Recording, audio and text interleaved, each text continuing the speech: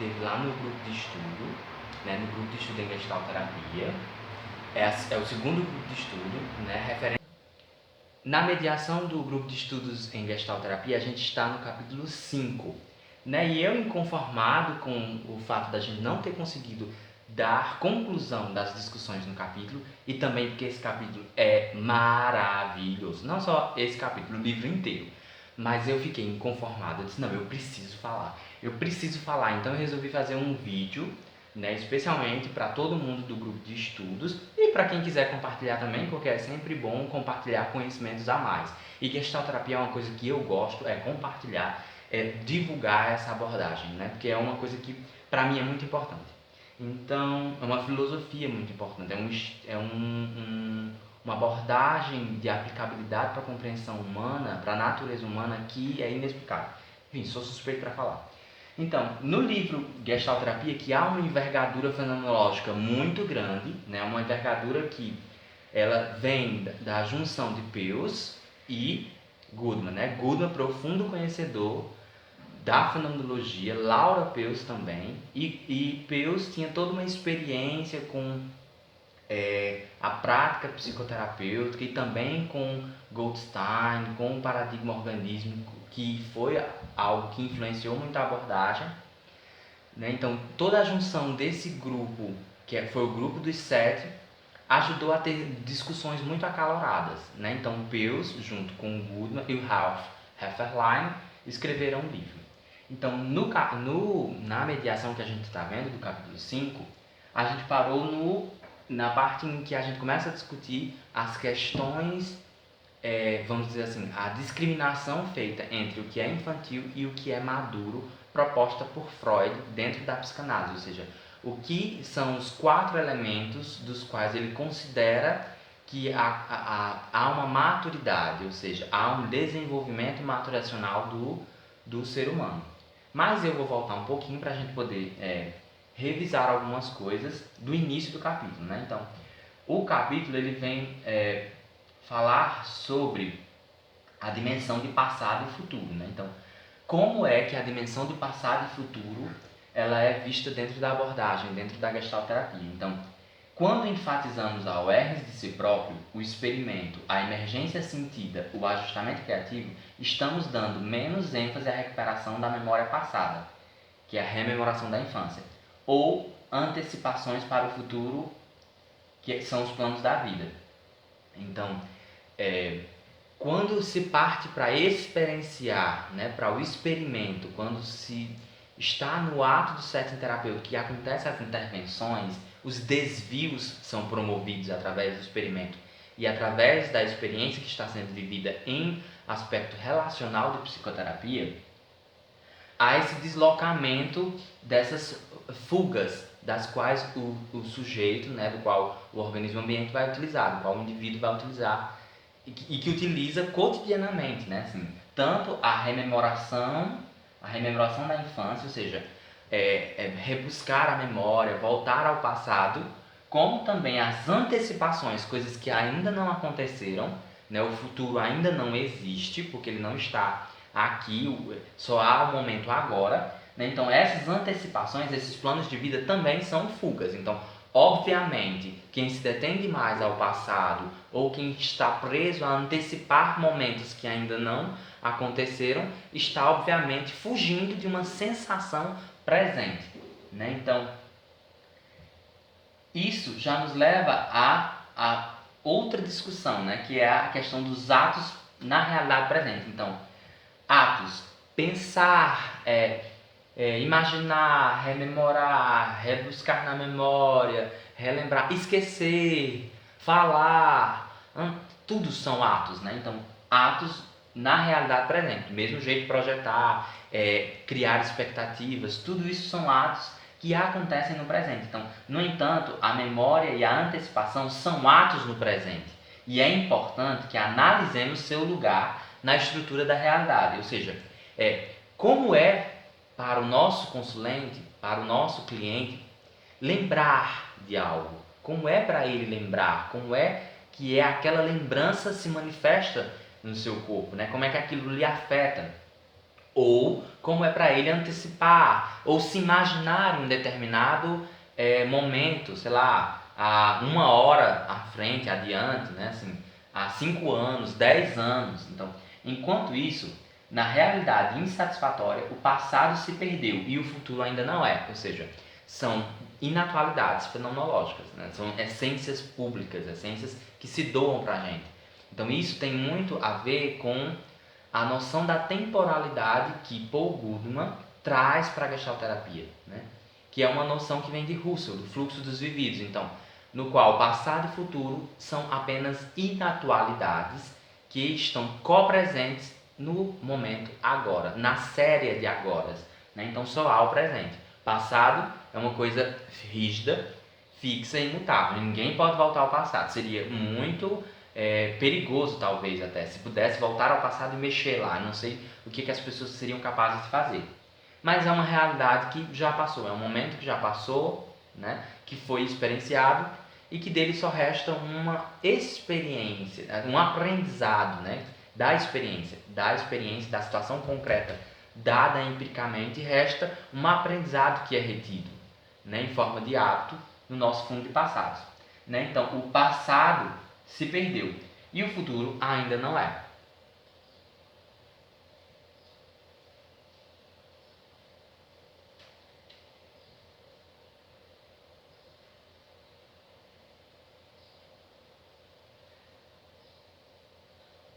Voltou um pouquinho para o início, né? Que a gente tem o Goodman, né? A foto do Goodman. São poucos os registros que a gente encontra de fotos, né? Tanto do Goodman como do Peus, da Laura. Tem muitas fotos, mas não tem uma qualidade tão boa. Enfim, o passado se perdeu e o futuro ainda não é. As memórias e as perspectivas são imaginações atuais. Brincar prazerosamente com a imaginação em geral não é dissociativo, mas integrativo. Ou seja, se a gente observa espontaneamente uma criança brincando, aquilo é muito integrativo. A criança, ela brinca, ela imagina, ela finge, ela faz de conta, ela é o pirata, ela sente o que o pirata sente, né? Ah, eu imagino que sou um pirata, né? Eu sinto como o pirata se sente naquela determinada situação. Então é tudo muito integrativo. A criança, ela é muito entregue, disponível a viver aquela experiência. Já brincar prazerosamente com a imaginação é algo que não é dissociativo, é integrativo. Porém, se a gente for pensar em muitas vezes em que nos deparamos em muitos devaneios, sonhando acordado, ou então a gente preso a uma situação do passado e lembrando e remoendo, ou então ao futuro, né? Antecipando algo que não há o que fazer. Até viver aquela experiência não há o que fazer. Você não pode fazer nada em relação a algo que vai acontecer que você nem sabe se vai acontecer, né? Pode ser que dê errado, que não aconteça, mas enfim. Então, se você está no campo do ato de imaginar, isso também pode ser dissociativo, né? No caso das experiências em que você, obviamente, está se esquivando do presente, do momento presente. Você está preso demais, rígido demais ao passado ou ao futuro. Explicar e comparar são sempre sentidos como uma mentira, seja uma mentira consoladora, seja uma mentira autopunitiva. Então, temos sempre esse hábito de justificar, de nos comparar, de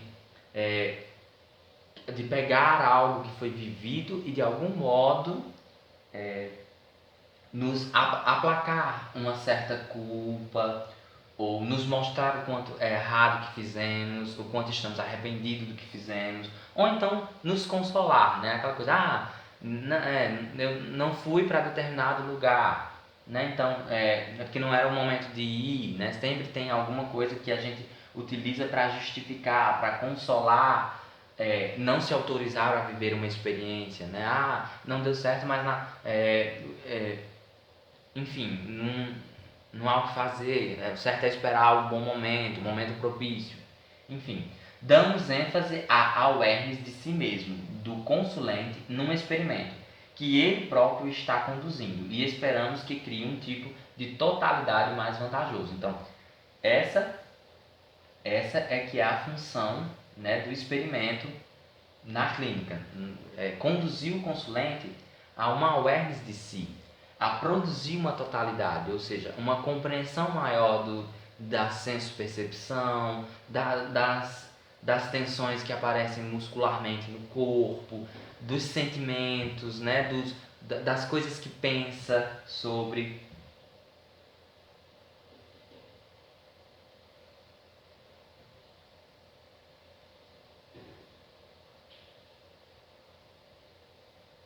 E aí a gente vai para uma outra questão importante que eles abordam no livro, que é a importância do passado e do futuro na psicoterapia. Talvez o problema seja que o self está disponível dados atuais. O que temos é apenas a concretude, é o que a gente está vivendo, experienciando nesse momento, aqui e agora. E outros dados inatuais que se doam nas experiências, né? Também está dividido de várias maneiras entre os excitamentos e as orientações inatuais, ou seja, passado e futuro, né? Orientações inatuais, que perpassam a situação concreta dada empiricamente. Há uma base subjacente, ou seja, há uma parte da qual ainda não se está consciente, né? Que base é essa? Da qual temos que tornar aware, tornar atento, tornar consciente, dar consciência a isso, intensificar o fluxo de awareness. E que o self não está consciente e que impede de aumentar a sua força do self. Para além da interpretação da cena traumática, há uma coisa que não é suficiente para lhe proporcionar ao consulente a sensação de si próprio, ou seja, há uma base subjacente. Então, há algo que o consulente ainda não está consciente. Então, no âmbito do setting terapêutico, a intensificação da situação inacabada, ou seja, quanto mais se discute, se debruça em relação a uma situação inacabada, ou como eles abordaram, cena traumática, não é simplesmente trazer a cena e falar, interpretar e racionalizar aquela cena. Isso só traria mais uma catarse, né? Seria uma experiência de trazer à tona uma série de emoções e de sentimentos, falar, né? Não que isso não seja importante. Freud, muito bem, assim, de forma muito incrível, ele já falou sobre isso, sobre a importância de trazer à tona, dessa catarse de falar. Mas há uma parte da qual é preciso uma mobilização maior, é preciso uma intensificação da awareness. Porque quando se conta algo para alguém, tem uma forma como aquilo é contado, tem uma resistência que aparece, tem uma tensão que há no corpo, tem uma sensação de si próprio que não se tem dimensão, que é no caso dos ajustamentos evitativos. Eu estou tão tenso, evitando um excitamento e ao mesmo tempo pensando no que vai acontecer ali, em estar preparado para qualquer momento, para qualquer perigo eminente à minha personalidade, que eu não consigo sentir o que está se passando corporalmente, né? Então, essa aqui é a sensação de si mesmo, a importância da sensação de si mesmo, da awareness da sensação de si mesmo. Efeitos do passado na psicoterapia gestáltica. Para fins de psicoterapia, contudo, somente a estrutura presente da sensação, introspecção e o comportamento está disponível. E nossa pergunta deve ser: que o ato de lembrar desempenha nessa estrutura? Consideradas formalmente, as memórias são um dos tipos de formas mais fixadas e imutáveis no processo presente em andamento.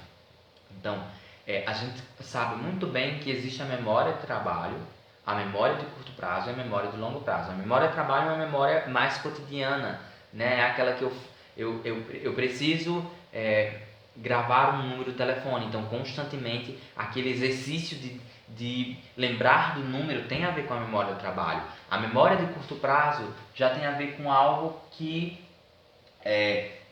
eu já tive um certo, digamos assim, eu já fiz um exercício de decorar aquele número, né, um processo de apenas memorização branda, assim por dizer, da memória de trabalho. A memória de curto prazo já é algo que teve uma pequena significação que faz com que aquela memória seja mais facilmente acessada.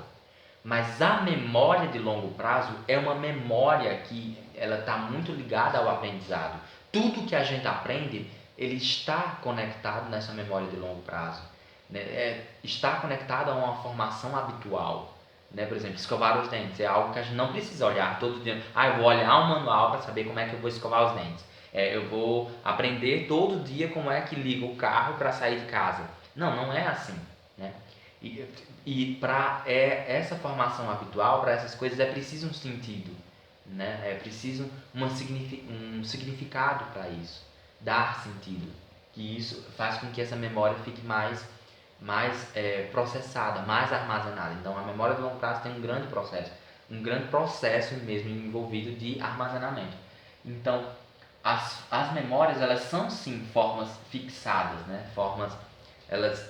Os hábitos, né? Eles se formam a partir de tudo que a gente experiencia.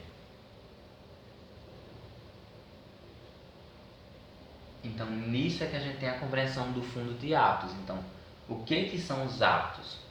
Tudo que a gente experiencia em todos os momentos, todas as experiências, há um processo de retenção, de conservação de algo, né? Então, contudo, quer sejam saudáveis ou neuróticos, o passado e toda a sua fixidez persiste por meio do seu funcionamento presente. Uma abstração persiste quando comparada na fala presente. Uma técnica quando é usada, uma característica neurótica quando reage contra um anseio perigoso e recorrente. A regra funciona para ambos os sentidos. Não é pela inércia, mas pela função que persiste. Não pela passagem do tempo, mas pela falta de função que a forma é esquecida. Ou seja, os hábitos, né? Não só os hábitos saudáveis, mas também os hábitos neuróticos, os hábitos dos ajustamentos evitativos de evitação, né? As formas de evitação. Não é necessariamente aquilo teve uma função em algum momento, né? A forma de evitar um anseio, de evitar algo que era considerado um perigo, né? Em relação ao mesmo tempo em que o desejo está prestes a ser realizado e ao mesmo tempo há uma frustração desse desejo, há um adiamento da gratificação dessa figura emergente. Então, para lidar com a impossibilidade disso, né, o sujeito delibera em algum momento. Então, há uma função de início. A inibição ela é deliberada em um dado momento. Mas depois, na passagem do tempo, aquela forma sempre retorna, sempre repete. Há uma compulsividade na repetição dessas formas de evitação. Só que já não se sabe, porque não há mais uma função, né? São outras situações presentes. A situação inacabada, ela sempre retorna, né? A situação inacabada do passado, ela tem um aspecto de dominância, né? Ela assume o mesmo caráter de uma figura, né? De uma gestalt aberta, de uma figura dominante, que ela tende a ficar sempre evidente até tender a fechar, até tender a ser cumprida, né? Então, do mesmo jeito, já não tem mais aquele sentido, aquela função, e aí a forma é esquecida, então ela é reprimida, né? Então ela sempre vem, a gente delibera em algum momento para lidar com essa angústia, essa ansiedade frente ao desejo e ao mesmo tempo a frustração desse, ou uma exigência da qual a gente esteja dividido, e aí delibera em algum momento, mas aí depois essa forma de evitação ela sempre retorna, de um modo que a gente já não sabe como a gente faz, mas a gente evita uma situação, a gente evita, né, a tendência de uma situação inacabada de se fechar. E aí a gente entra no aspecto da compulsão à repetição, que é o que eu estou falando aqui. A compulsão neurótica à repetição nos ajustamentos evitativos é um sinal de que uma situação inacabada do passado ainda está inacabada no presente. qualquer tensão suficiente que se acumule no organismo, tendendo a se tornar uma dominância, tenderá a se completar, encontrar uma solução. Neste sentido, a repetição neurótica não é diferente de nenhuma outra tensão acumulada, repetida. Por exemplo, a fome e a tensão sexual. O que a distingue de uma repetição saudável é que, ao ser completada a tarefa, o equilíbrio no organismo é restaurado e o mesmo se conservou ou cresceu pela assimilação de algo. Então, se a gente está com fome, aquilo aparece enquanto figura, né? E a partir do momento em que aquela tensão de fome, e eu vou lá e destruo um alimento, destruo um elemento estranho do ambiente, pego um alimento e mastigo, assimilo, né? Destruo a partir da mastigação e assimilo os nutrientes que forem importantes para o organismo e descarto os que não forem. Logo, essa tensão de fome ela já não vai mais estar presente, ela volta a ser fundo para uma nova figura, né? Para a emergência de uma nova necessidade do organismo, seja ela necessidade física, como a gente está dando um exemplo, a tensão sexual, a tensão relacionada à fome, como também uma necessidade de afeição, né? Uma necessidade de carinho, de amizade, uma necessidade psicológica, entende? De reconhecimento, na verdade, né? Nem de autoconhecimento, de reconhecimento, uma necessidade de que alguém reconheça, de que alguém afirme o quanto você é bom.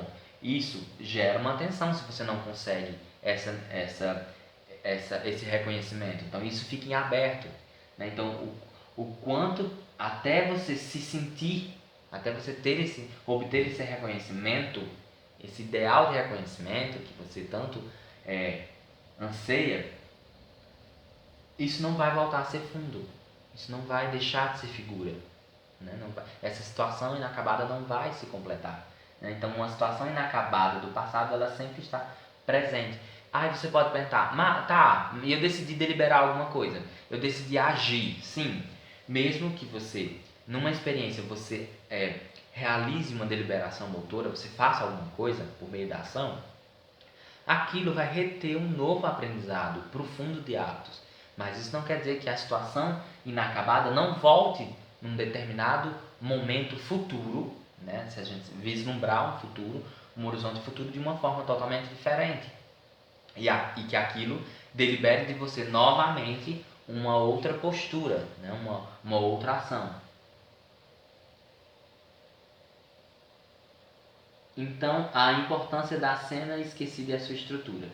Considere uma lembrança aparentemente esquecida, ou melhor, não apenas esquecida, mas também sujeita a não ser lembrada, como qualquer parte móvel do fundo presente.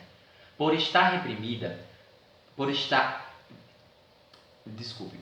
Considere uma lembrança aparentemente esquecida, ou melhor, não apenas esquecida, não está apenas esquecida, mas também sujeita a não ser lembrada, como qualquer parte do fundo móvel presente, ou seja, o que está no fundo, se a gente for ver a dinâmica figura e fundo, a dinâmica da autorregulação organísmica, algo está em figura, após ser cumprido, retorna para o seu fundo, para que uma nova figura possa se restabelecer, né? Então, algo que está no fundo pode ser acessado, mas no caso que estamos falando aqui da cena esquecida, ou seja, do momento em que foi deliberado uma inibição, isso está reprimido, ou seja, está sujeita a não ser lembrada.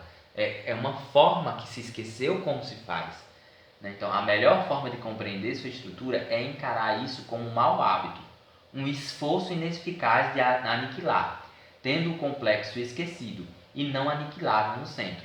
O mau hábito é a coerção deliberada, sendo que esta sempre muscular, sensória e emocional. Ou seja, o quanto que uma forma habitual do fundo de hábitos, né, uma inibição, uma forma de evitação, ela envolve tanto uma tensão muscular, uma questão muscular da ação motora do corpo, como também uma questão sensória e também uma questão de emoção, né, de sentimento. Obviamente, essa fixidez muito durável, um processo de esquecimento continuamente renovado, com uma força atual e garantido contra a lembrança e garantido contra a relembrança pela irrelevância de seu conteúdo. Então, por isso que somente falar não necessariamente vai ser suficiente, né? Assim, para além de falar, há toda uma questão muscular de uma tensão no corpo. Então, quando o nosso consulente ele está falando algo, contando algo, aquela forma habitual ela retorna, né? Para evitar, é uma inibição, para evitar, né? É um mau hábito, né? Um hábito que foi adquirido, né? E esse hábito volta como qualquer outro hábito, é como escovar os dentes, não se sabe, mas vem, né? A forma de evitação. Então é preciso denunciar a resistência, a forma de evitação, né? Intensificar essa awareness motora deliberada, né? Da ação. O trauma como situação inacabada. É comum as pessoas indagarem os gestalterapeutas como o seguinte questionamento: como a gestalterapia compreende os traumas de infância? Primeiro que nunca há um trauma de infância, né? Há somente um momento traumático, não, único. Mas sim uma série traumática de momentos frustrados e perigosos, mais ou menos parecidos, durante os quais a tensão do sentimento e o caráter perigosamente explosivo da ação se intensificam gradativamente e a inibição se acentua comumente, enquanto que o interesse, o sentimento e a ação são suprimidos. Ou seja, para lidar com essa tensão frente a aquela mesma sensação, né, de ansiedade frente à frustração do excitamento, do desejo, né, é deliberada uma forma habitual e isso de algum modo suprime o interesse, a concentração na necessidade, o sentimento e a ação. A evitação se sobrepõe a tudo isso.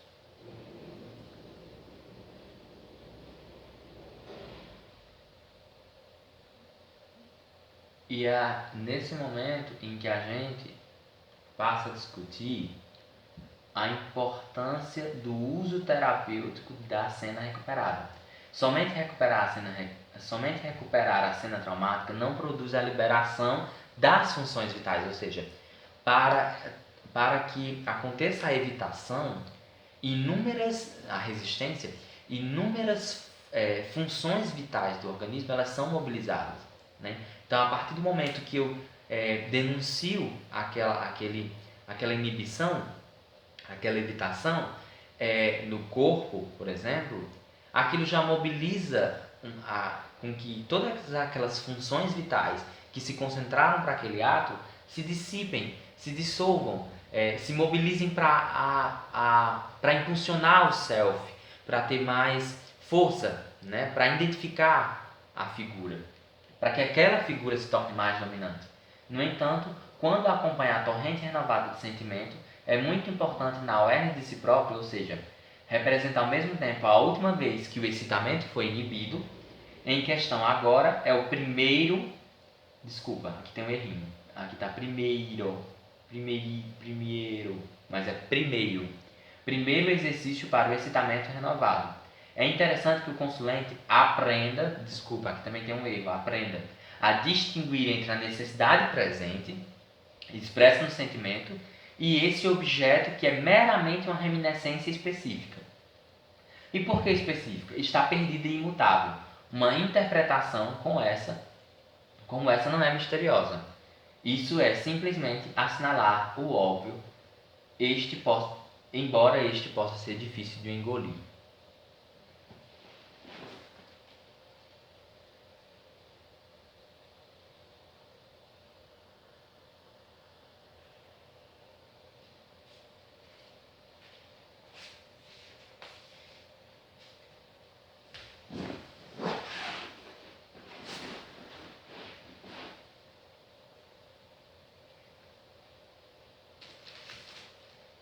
Então,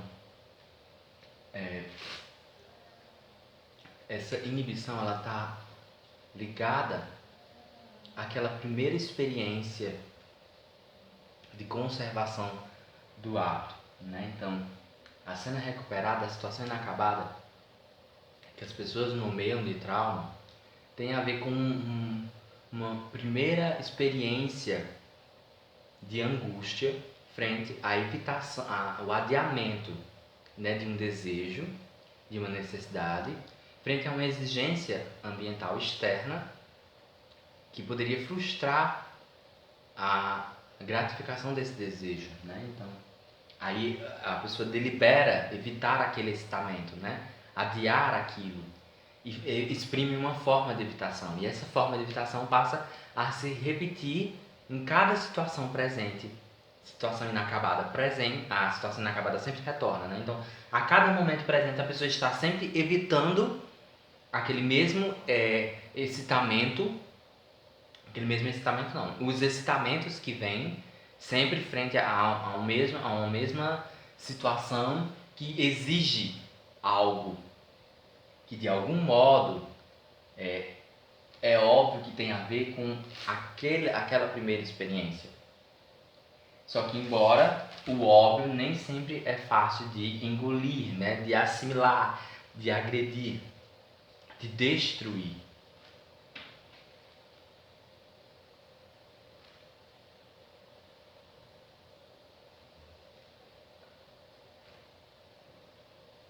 E aí a gente entra na parte do capítulo em que se discute sempre a questão da dicotomia que há entre infantil e maduro.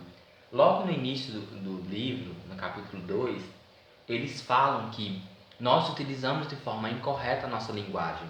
A nossa linguagem, por uma série de influências do positivismo, da ciência, do determinismo, da questão do princípio de causalidade, causa e efeito, uma série de coisas. Socialmente, a nossa sociedade é muito propensa a dicotomizar certo e errado, bom e mal, né? Dicotomizar as experiências.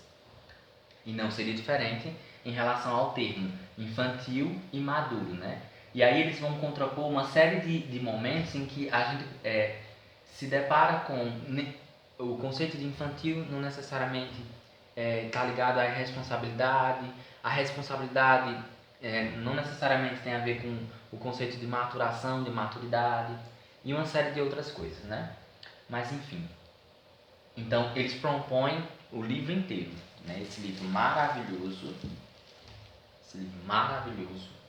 eles propõem o tempo inteiro. É uma reformulação na linguagem, na semântica, na linguagem semântica, né? Então promover uma certa revisão do que até então era sempre promulgado, né? Propenso a ser passado para as pessoas, né? Assim, como uma dicotomia. O objetivo da terapia não é convencer o homem a abandonar determinados desejos. Na realidade, temos a acrescentar que, se no presente a necessidade não pode ser satisfeita, e de fato não o é, todo o processo de tensão e frustração recomeçará, e o homem ou suprirá de novo a awareness e sucumbirá à neurose, ou, como é mais provável agora, saberá o que deseja e sofrerá até que se possa realizar uma mudança ambiental. Então, nessa parte do capítulo, eles vão expor tanto a psicanálise freudiana tem uma compreensão, né? Assim, para Freud, nenhum sistema estrutural relacionado a rememorar aspectos da infância, ou seja, nada que voltasse a rebuscar a rememoração da infância para conseguir encontrar essa cena traumática, né? As primeiras inscrições do inconsciente, né? Essa origem da pulsão, nada disso deveria ser considerado psicanálise, né? Então, já os parafreudianos, né? Como o Otto Rank, né? O Alfred Adler, né? Os posteriores, os parafreudianos, eles acreditam que a questão da maturidade, essa noção de maturidade e de infantil, seria já uma compreensão totalmente diferente, né? Assim, para Alfred Adler, que é o principal teórico que desenvolveu a noção de inferioridade e superioridade, para ele, a nossa questão de angústia estava em adquirir um poder de superioridade, sair de um lugar inferior para adquirir um poder superior. E isso tem mais a ver com uma noção de maturidade, né, de desenvolvimento, se tornar maduro, e tudo de um lugar a ser alcançado. Né? Então tem umas discrepâncias, né, entre as abordagens e as compreensões delas em relação ao que é infantil e o que é maduro. Né? Então, o objetivo da terapia não é que o homem deixe determinados desejos, e também não quer dizer que há sempre uma regressão infantil, né? Uma regressão a estágios infantis. Não, mas é uma necessidade que não foi vivenciada, experienciada, né, lá no passado, e que retorna como uma tensão. E se não é feito nada em relação a essa tensão agora, né, a frustração recomeçará, ou o homem suprirá de novo, ele vai inibir de novo, ou ele vai ter ou ele suprirá de novo a awareness, a consciência disso, ou sucumbirá à neurose, continuará evitando, como é mais provável agora, saberá o que deseja, ele vai ter uma consciência, uma awareness disso, e sofrerá porque não vai poder realizar essa mudança ambiental, só vai depender dele. Os sentimentos infantis não são importantes como um passado que deve ser desfeito. Não é que tenha que se desfazer essas necessidades, essas figuras, né, que envolvem um passado, mas como alguns poderes mais belos da vida adulta precisam ser recuperados. A espontaneidade, a imaginação, a exatidão da awareness e a manipulação, ou seja, alguns poderes que tínhamos enquanto crianças, agora enquanto adultos nós perdemos essa capacidade de lidar com a atenção, com a nossa imaginação, perdemos o caráter da espontaneidade, adquirimos uma rigidez maior em prol de uma maturidade. Então, a concepção que há em relação à maturidade é que maturidade, precisamente entre aqueles que alegam estar preocupados com a personalidade livre, é concebida no interesse de um ajustamento desnecessariamente rígido a uma sociedade rotineira de valor duvidoso, sistematizada para pagar suas dívidas e impostos, ou seja, há uma preocupação em excesso com o desempenho de papéis, com as exigências socialmente colocadas para o ser maduro, para o homem responsável. E aí agora eu gostaria até de enfatizar, em alguns momentos, eu vou pedir licença a vocês para fazer uma pequena pausa e a gente poder se debruçar em relação a algumas passagens do livro em si, né? Do livro do Gestalt Terapia. Né? Então, que eu acho muito importante que a gente possa entrar em contato com essas passagens.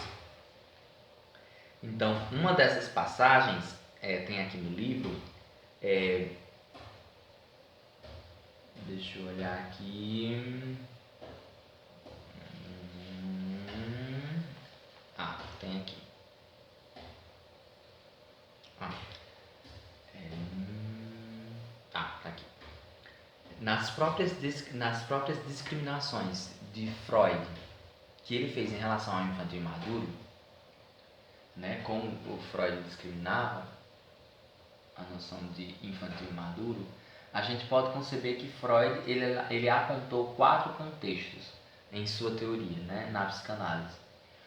As zonas libidinosas, ou seja, o quanto que a descoberta sexual, né, a masturbação, o toque, as zonas erógenas e uma certa tensão sexual, né, de prazer em relação a essas zonas. Isso começa desde muito cedo, né? Na infância a gente já percebe, em alguns momentos a criança tem a curiosidade em relação aos seus próprios genitais, né? E o quanto que isso é tratado com certa preocupação, né? Tanto pelos cuidadores, pelos adultos que já tentam, já ficam preocupados com aquilo, como também pela a boa parte até mesmo de terapeutas que não sabem conduzir, não sabem o que fazer, né, em relação àquilo. E aí tratam até mesmo isso com frieza, como se fosse algo. E aí tem um substrato moral muito grande, né, em relação a isso. E isso se estende até mesmo para a vida adulta, né? Então, e aí chega um momento em que, por exemplo, na relação sexual, né, entre duas pessoas adultas, a gente começa, uma série de pessoas, de especialistas aparecem é, enfatizando a importância das preliminares, a importância de se conhecer o corpo, coisas que a gente já não fez antes, muito antes, né? Então tem essa discrepância entre o infantil e o maduro, né? Em relação às zonas libidinosas. A outra questão é em relação aos pais, em relação aos pais, a dependência que a gente tem dos adultos, né? Um terceiro momento, um terceiro contexto é em relação à adaptação à realidade e em um último contexto, a adoção da responsabilidade parental, ou seja, a criança que futuramente vai se tornar mãe ou se tornar pai, né? Fortalecendo a divisão geral, mesmo que fosse inclinada a promover em todos os contextos a distinção entre infantil e maduro ou processo primário e secundário em detrimento da criança. Então, acabou fortalecendo essa divisão, mesmo que não fosse, aqui tem um não, viu? Mesmo que não fosse essa inclinação de Freud, né? Mas em todos os contextos acabou diferenciando entre infantil e maduro, entre processo primário e secundário, e sempre isso em detrimento à figura da criança. E aí, nessa parte eu gostaria de ler para vocês uma pequena citação do livro. Em relação às zonas libidinosas, como eu falei, a primazia dos órgãos genitais com relação às etapas eróticas pré-genitais. Este trabalho de autorregulação do organismo é realizado nos primeiros anos. Já a continuação das práticas infantis é considerada com demasiada frieza pela maioria dos terapeutas. As preliminares sexuais não são desencorajadas, mas também são mencionadas como prazer.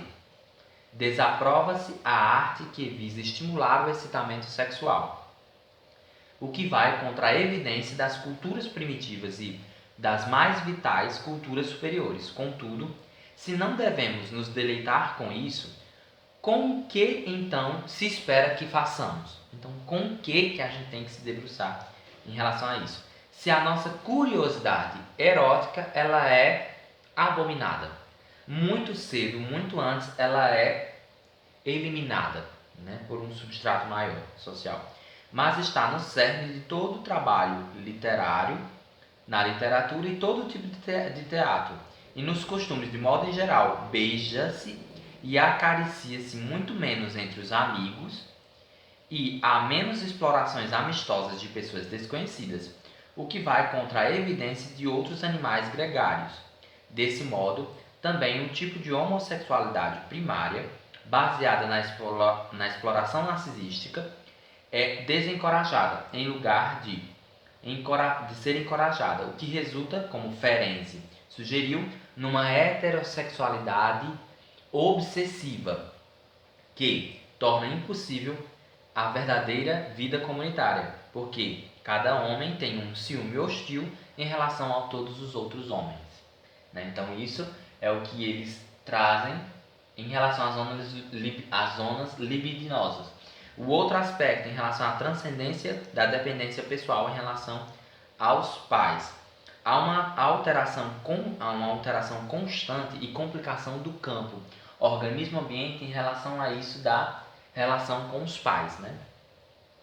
Em alguns momentos, desse modo, uma criança que aprende a falar, a andar, mastigar e exercer mais força para espontaneamente dependurar-se como uma criança de peito e de fazer exigências exclusivas, Então a criança faz esse momento de entrega, de docilidade, né? Ela tem essa dependência quando ela é uma criança muito nova, mas ao passar do tempo ela vai se desenvolvendo em relação a isso, né? Então, o que há que se perde nesse caráter, né? O que se perde em relação ao mundo natural como um todo? E aí a admiração exclusiva que os terapeutas nutrem pela independência é um reflexo, tanto por imitação, como também por reação de nossas sociedades atuais, que são tão solitárias e coercitivas, né? Então, é constantemente quase um discurso que você tem que ter uma independência, que você tem que ser autônomo, né? Se busca isso. Você tem que alcançar a maturidade, ou seja, que você tem que alcançar esse nível que a sociedade nos coloca. E o que é extraordinário é ver como o procedimento terapêutico, ou seja, como a psicoterapia, em lugar de ser um mestre que, aceitando a autoridade, em lugar dos psicoterapeutas serem um mestre, né, que dotados de todo o saber, que dotados do saber, aceitando a autoridade que lhe é conferida livremente, treinam o aluno de um mau pai ou mãe e em seguida o de um pai ou uma mãe bons demais, né? Aos quais se transfere uma ligação neurótica. E em seguida ele rompe essa ligação e manda a criança embora para viver por conta própria. Então, querendo ou não, esse aspecto da concepção de pais e mães, né? Assim, o quanto que num setting terapêutico muitas vezes há identificação, né, de posturas do terapeuta na qual o consulente acaba se identificando com figuras, né, dos seus pais, né, as figuras das pessoas que exerceram essa figura paterna ou essa figura materna, assim, exerceram esses papéis, desempenharam esses papéis, né? E o quanto que lá, enquanto figura de psicoterapeuta, a gente não está enquanto mestre que vai ensinar um caminho, a gente não é o pai ou a mãe que vai passar a mão na cabeça, a gente é apenas uma pessoa que está acompanhando, né? E a gente diz assim, tu não é mais uma criança, tu vai precisar andar agora com as tuas próprias pernas. E aí a gente manda embora para que a pessoa vá, por conta própria, resolver essa situação. Em relação ao amadurecimento com a adaptação à realidade, existem muitas coisas que a gente pode ver em relação ao sistema estrutural da psicanálise, né? Que, de algum modo, foi estabelecido dentro da psicanálise a inibição do princípio de prazer, ou seja, esse excitamento que vem, essa pulsão, ela precisa encontrar um caminho, né? Então, esse princípio de prazer, ele precisa ser renunciado. De que modo? É preciso que encontre sublimações, ou seja, que encontre a liberação desse investimento libidinal em coisas socialmente aceitas, né? Então, há um caráter de direcionar essa atenção para outras coisas. E que isso vai contra o que a gente considera que é a autorregulação organísmica, ou seja, há um excitamento que vem, há uma figura, há uma necessidade, só que a partir do momento que eu direciono isso para uma outra coisa, que eu sublimo, né, eu já não estou cumprindo com essa figura, eu estou adiando novamente, eu estou transferindo para uma outra coisa, para uma outra atividade, né? Então, como tem dizendo no livro, é absolutamente evidente que Freud, que muitas vezes revelava um coração infantil por trás de sua espessa couraça de paternalismo, desaprovava esse tipo de maturação e achava que contribuía para o avanço da sociedade e da civilização, a custo do crescimento e da felicidade de cada pessoa, ou seja, tinha um propósito em relação à sublimação, né? Em relação a não ser possível viver sempre nesse princípio do prazer, nessa satisfação do investimento libidinal, e vista friamente nos termos nos quais ele a formulou. A adaptação à realidade é precisamente a neurose. É a interferência deliberada na autorregulação organísmica e a transformação de manifestações espontâneas em sintomas.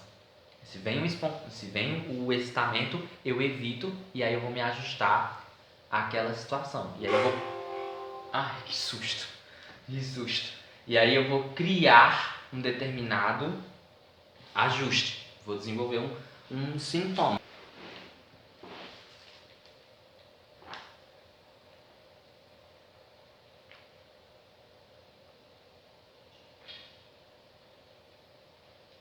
Então, e vista friamente nos termos nas quais ele a formulou. A adaptação à realidade é precisamente a neurose. É a interferência deliberada na autorregulação organísmica e a transformação de manifestações espontâneas em sintomas. Ou seja, a civilização concebida desse modo é uma civilização adoecida, né? Porque o excitamento vem, eu evito, eu preciso me ajustar àquela situação, então eu crio algo, eu crio uma forma, né? E aí essa criação ela vai ser o ajustamento criativo, né? Eu posso criar de inúmeras maneiras, né? Até mesmo, sei lá, me isolando, né? Ficando depressivo, né? Ansioso, né? Desenvolver um pânico, um medo, né? Então, a civilização concebida desse modo é uma doença. Então, na verdade, na medida em que... E aí a gente vem para... Aqui, a gente falou, as zonas libidinosas. A primazia dos órgãos genitais com relação às etapas eróticas pré-genitais, a autorregulação organísmica relacionada à tensão sexual, se inicia muito cedo. No entanto, desaprova-se a arte de estimular o excitamento sexual. A curiosidade erótica é abominada nas crianças e, consequentemente, se transformam em adultos totalmente travados, em adultos totalmente travados, sim, interrompidos. Essa foi a palavra. Interrompidos em relação às tensões sexuais, né? A transcendência do aspecto pessoal com relação aos pais. Há o direito de sentir-se em casa no mundo? Será que há esse direito de estar em casa num mundo caótico como esse? Se o mundo e as comunidades que criamos nele não são do tipo que não podem ser abraçadas, porque elas não acolhem abertamente, com confiança e certeza de apoio, o homem irá descobri-lo por conta própria, sem que um médico que lhe diga que sua atitude é infantil, mas que ele está precisando de colo. E o que é extraordinário na psicoterapia é que ninguém está lá para ganhar.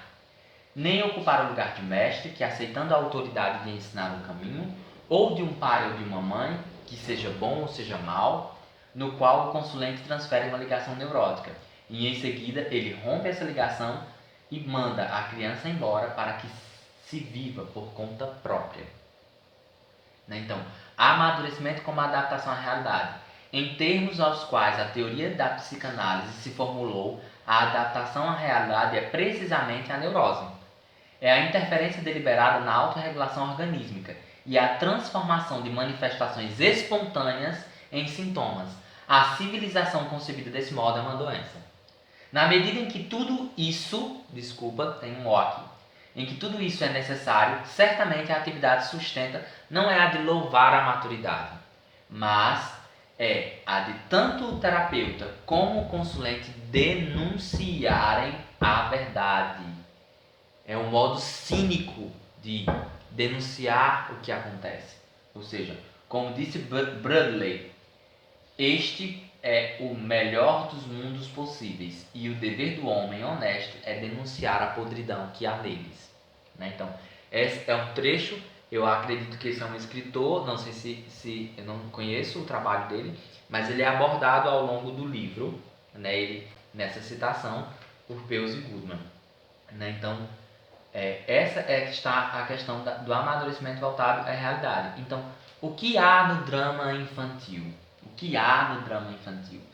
Longe de provar que a criança não consegue esperar, exatamente pulando de impaciência, ela tem uma técnica de equilibração orgânica da atenção. E posteriormente, portanto, a sua satisfação é pura, plena e desanuviada. É o adulto que não pode esperar. Ele esqueceu a técnica. Não fazemos um escândalo e assim nosso ressentimento e nosso medo se avolumam. Então temos prazer em nos sentir amargos e inseguros, que mal há no drama infantil. Ou seja, muito interessante essa parte, né? Isso tem a ver com justamente a questão das emoções, da agressão, né? E da questão da impaciência que eles abordam, da alucinação, da criança se entregar à brincadeira, que eles abordam no livro, né? No tópico. Né? E eles falam disso que as pessoas que advogam pela maturidade, as pessoas que defendem a maturidade, aqui tem um errinho, viu? Desculpa, ó, aqui é esqueceu. Parece que até que eu estou escrevendo ao contrário, né? Exuqueceu. Né? Mas enfim, foi a rapidez ao digitar, né, os slides, houve um apagão aqui, constantemente estava faltando energia várias vezes e aí eu tive problemas na apresentação na hora de construir. Eu até falei isso no grupo de estudo. Mas enfim. Então, as pessoas que defendem uma maturidade, elas consideram que as crianças são impacientes e que elas não podem esperar. Mas qual é a evidência que há nisso? A criança, quando ela tem uma frustração, quando ela impede temporariamente de ganhar algo que ela sabe que ganharia, a criança pequena berra e bate os punhos. Ela vai fazer birra, né? Mas é nesse momento de fazer birra, né? Talvez por talvez por um medo de perder, de acontecer uma privação daquilo, de não ter mais aquilo que ela tanto espera. Mas enfim, naquele momento em que ela está exercendo algo, né, para lidar com a liberação daquela tensão banal, ela já está exercendo isso, uma equilibração orgânica. Ela está fazendo algo em relação àquela tensão. Nós adultos, a gente não faz isso. Né? Quando a gente se depara com a tensão, a gente não esperneia, a gente não faz birra. Pelo contrário, a gente quer que as crianças não façam birra. A gente está constantemente dizendo, ah, meu Deus do céu, a criança está se jogando no chão. A gente está tentando impedir que elas façam isso. Que elas façam o que a gente também já fez. Em algum momento a gente já fez birra, já esperneou. Só que a gente se perdeu, a gente perdeu essa técnica, perdeu essa qualidade. Então, outra coisa que eles colocam considere mais uma vez a habilidade surpreendente de uma criança de alucinar em suas brincadeiras, de tratar os gravetos como se fossem barcos, a areia como se fosse comida, as pedras como se fossem companheiros de brincadeira. O adulto maduro enfrenta com determinação a realidade. Quando sucumbe, foge para as reminiscências e os planos, mas nunca para a alucinação ostensiva, a não ser que esteja muito esgotado. A pergunta é, qual é a realidade importante? Qual é a realidade importante? Né? Então, tem um outro aspecto que tem a ver com a criança, que é esse da liberdade de imaginar, de se entregar à experiência de brincar. Né? Então, a pessoa madura está comparativamente escravizada, não à realidade, mas a uma abstração fixada neuroticamente, isto é, o conhecimento, que perdeu sua relação de subordinação ao uso, à ação e à felicidade. Não queremos considerar como conhecimento o conhecimento puro, que é uma forma difícil de atividade. Quando a fixidez com relação à abstração torna-se mais intensa, a imaginação é fixada, é sufocada. E com ela toda a iniciativa de experimento, perspectiva e abertura para tudo que é novo. Né? Então, e no entanto, todos os adultos, exceto grandes artistas e cientistas, são algo neuróticos. Né? Sua maturidade é uma deliberação medrosa com relação à realidade e não uma aceitação franca desta, pelo que ela vale. E naturalmente, ao mesmo tempo em que se atém estritamente à realidade, o adulto está projetando nela a pior loucura e fazendo as racionalizações mais imbecis. É um tapinha na cara, grande. Né? Enquanto que a criança imagina, brinca, faz de conta, sente o que está sentindo se fosse, por exemplo, um astronauta no espaço, se fosse um pirata, uma princesa, ou a menina que pensa que é, sei lá, uma cavaleira amazona, ou então a menina que pensa que está numa guerra como um soldado, e o menino que pensa que está brincando de boneca, e aí ele imagina que ele é aquela boneca, né? Então tudo isso é possível para a criança. Já o adulto, né? O adulto perdeu isso. E aí a gente termina a parte do livro, né? Essas são as referências. Eu queria só enfatizar uma outra partezinha do livro. Eles continuam falando da fantasia, né? Falam da agressividade da criança, que é muito importante, né? Que a gente tenta imputar às crianças em relação à agressividade. Mas, por exemplo, a nossa agressividade a gente projeta no ambiente. Então, se eu tenho uma agressividade, se eu não consigo viver, direcionar essa atividade para fora e eu projeto nos outros, eu começo a ter medo porque os outros é que são agressivos. Já a criança não. Quando a criança dá socos em algo, em alguém, ela está lidando com a agressividade dela, né? Eles até colocam assim. Um outro traço infantil que se espera é que ceda à maturidade é a agressividade desembaraçada da criança. Que isso eles voltam a falar no capítulo 8, né? Mas eles botam. Aqui só precisamos salientar que os golpes indiscriminados de uma criança pequena são desferidos precisamente quando sua força está no ponto mais fraco. A inferência de que ela tem intenção de aniquilar é provavelmente uma projeção adulta.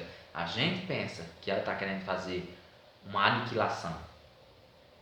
Os socos fortes de um menino são desferidos contra inimigos. Da mesma maneira que um cachorro morde de brincadeira e contudo não morde. Né? O cachorro, mordeu de brincadeira, mas não é uma mordida. Do mesmo jeito, a criança bate no coleguinha para lidar com aquela tensão. Ela não quer matar o coleguinha, não quer aniquilar a outra criança. Não. E aí também tem um outro aspecto em relação à irresponsabilidade, né, que eles colocam naquele outro eixo, no quarto eixo, né, da responsabilidade enquanto figura paternal, né, então da criança que assume o lugar de adulto responsável e que vai ser pai ou mãe, né, então não necessariamente o adulto ele vai ter essa responsabilidade, ele vai ser o adulto responsável, o adulto maduro, ele vai perder uma série de coisas em relação ao que ele vai adquirir, né? É raro que uma pessoa cresça tão madura a ponto de aconselhar, guiar e cuidar sem constrangimento, sem dominação, etc. E aí eles colocam, sobre esses aspectos, uma criança não é responsável, contudo, há uma base subjacente da responsabilidade, na qual toda criança ela é infinitas vezes superior mais que o adulto, que é a seriedade. Quando uma criança ela está numa brincadeira e ela desiste de brincar, ela para por capricho. Não vou mais brincar. Mas quando ela está empenhada na atividade do brincar, ela brinca, ela se entrega. Já os adultos, não. A gente está o tempo todo interrompido, evitando se entregar a uma situação, se entregar ao amor, se entregar à paixão, se entregar a viver uma experiência, seja ela qual for. Né? Então, esse capítulo é muito importante por isso. Daí eles finalizam o capítulo falando dos planos do futuro, porque a gente até então falou sobre rememoração, infância, eles falam que existem as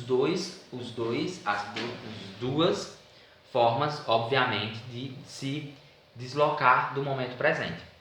Então, no último tópico do livro, eles falam desbloqueando o futuro. Né? Então, até então a gente falou sobre o passado, reminiscência, cena recuperada, formas de evitação, fundo de hábitos e tudo. E eles falam que uma outra dificuldade neurótica são as pessoas que se entregam, além das que se entregam a reminiscências, aquelas que fazem planos, criam muitas expectativas. E aí a gente vê muitas frases na internet, né, gente? Só o que a gente vê, né?